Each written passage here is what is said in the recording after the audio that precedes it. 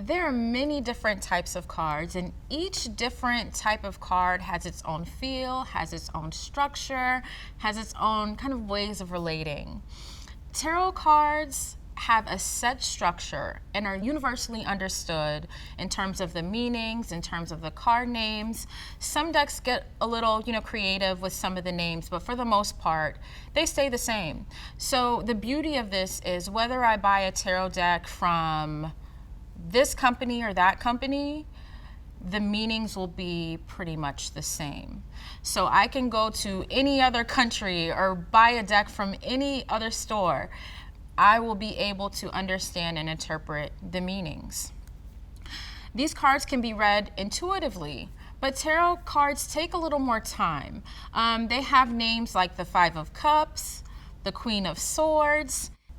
If you don't have any background in tarot, you can have a hard time relating and understanding what this means. They require a little more study. They require a little more time to dig in and understand the different energies. The meanings usually take a bit of time to grasp, and sometimes it becomes an exercise where people start to memorize and, they have a definition. And because of this process, tarot becomes intimidating for a lot of people. Some also may consider tarot a bit harsh because I feel tarot reflects truth. Tarot is an illustration of life's journey, the ups, the downs, the good, the bad. I feel it's a beautiful illustration and depiction of the human experience. And we all know with the human experience, it's not all rainbows and roses. There are difficult times, there are struggles, there are all of these different shades of our experience that are illustrated. And some people can feel like these messages can be a bit harsh.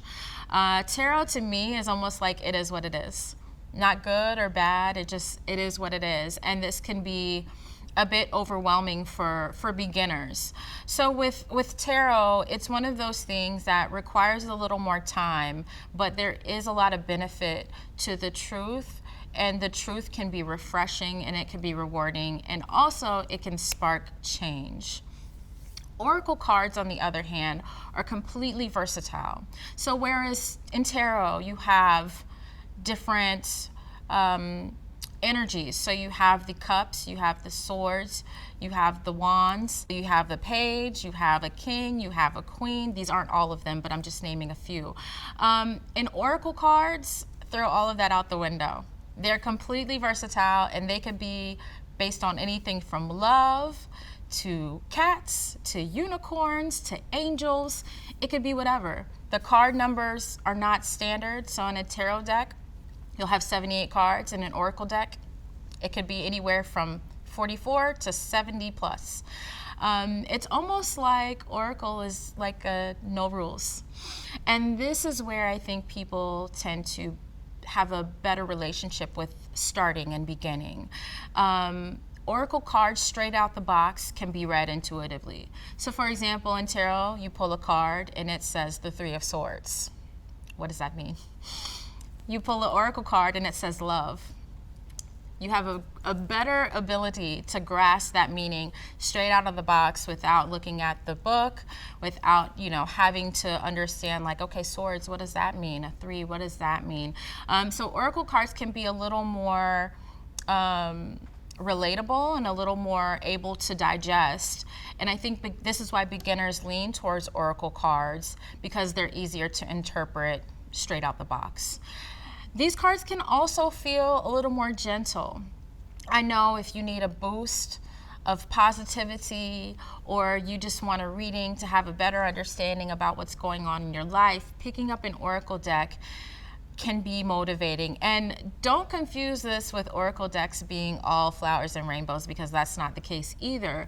But I will say that oracle decks sometimes are created to be a little less harsh than tarot. So this is something that I think is part of the dynamic and part of the energy of oracle cards. So if tarot cards are a little more intimidating at first, oracle cards can definitely be a way to dive into the creativity of card making and lean towards something you resonate with. If you are more specific and want, a reading about love, there are oracle decks that are specifically catered to that.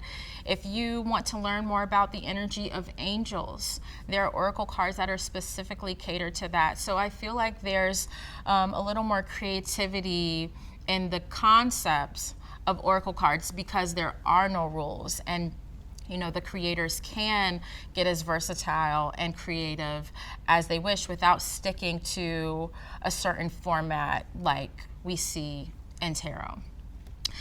In addition to that, a lot of people know about oracle cards, a lot of people are aware of tarot cards, but there are also affirmation decks. A lot of people understand affirmations. So whereas tarot and oracle they're a bit niche, some people who may not be into spirituality, they may understand affirmations. They may understand positivity.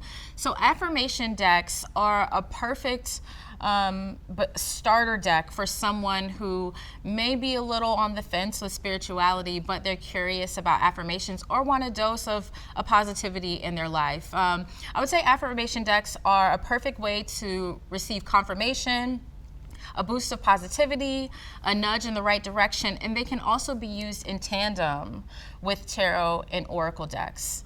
I created an oracle deck because I was going through a rough time and I needed a way to boost myself up. I was making a transition from my corporate career to working for myself, and one of the ways that I did that is by affirming myself, telling myself, keep a positive mindset. Any setback is going to set me up for something better in the future.